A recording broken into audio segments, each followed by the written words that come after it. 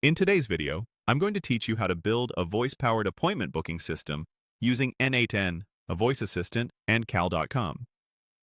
By the end, you'll know how to route voice requests, check scheduling availability, and create automated bookings end-to-end, all without manual work. We'll start by receiving the spoken request. A webhook in n8n listens for messages from your voice assistant.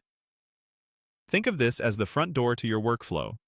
When someone asks to check times or book a slot, the assistant sends that payload to your webhook URL for processing.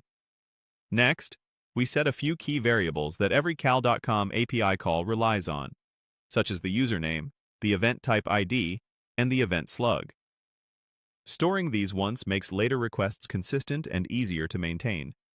Keep these values centralized so you can update them without touching every node. Then we prepare the payload fields coming from the webhook. Voice inputs can be messy, so this is where you normalize the structure, map external keys to your internal names, and make sure the data you'll use later is in a clean, predictable format.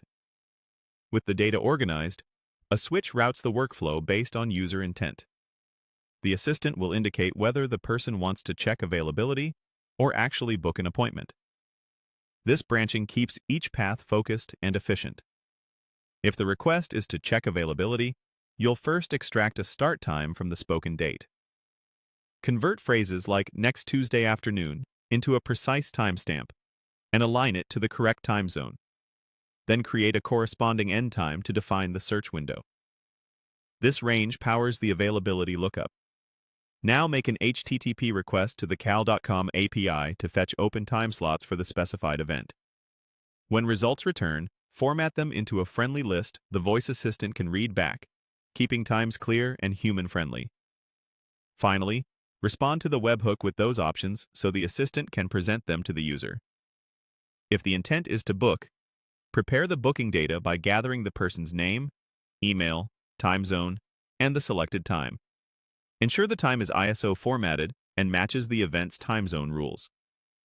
Send an HTTP request to create the booking through the cal.com API. Then format the response so it's clear whether the booking was successful and what was scheduled. Conclude by responding to the webhook with a concise confirmation message that the assistant can relay to the user. And that's the complete flow, from a spoken request through intent routing to either availability lookup or an automated booking, all orchestrated in n8n and powered by cal.com.